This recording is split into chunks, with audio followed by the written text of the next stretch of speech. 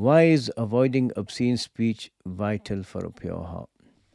Okay, so a pure heart is a sound heart, al-qalbu salim.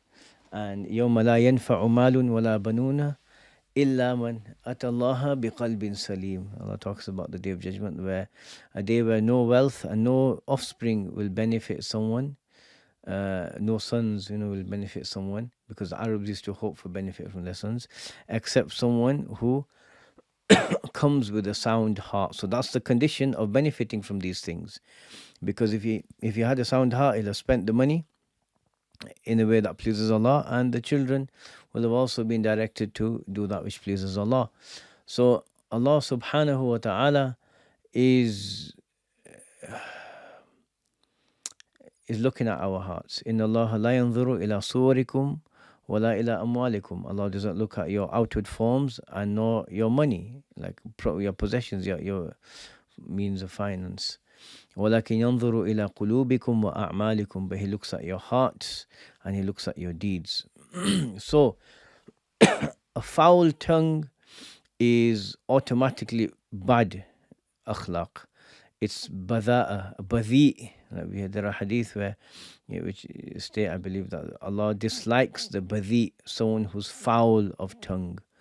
And so just constantly swearing, constantly insulting others, or someone who's constantly criticizing others, finding fault, blaming, these are, because what happens when you see someone like this, it's always a negative thing, right? And so someone like this is the language itself puts a person in a particular way of being, and then a sahib, your friend pulls from you, basically. So birds of a feather flock together. That's one thing. You're gonna, someone who's constantly swearing isn't going to be around people who just don't swear and don't like to hear the foul language. So, and then that company can pull you down, and that affects you, even if it's a sin. And constantly swearing, constantly sinning, you're blackening your heart, you're darkening your heart.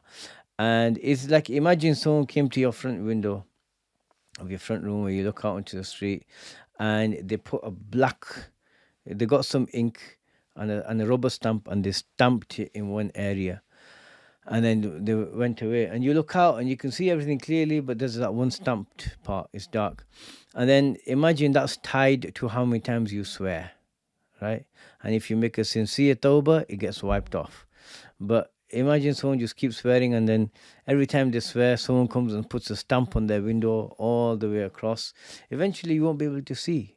So then a heart like that, it's difficult for goodness to get in unless they want to change and make a tawbah. It gets blocked.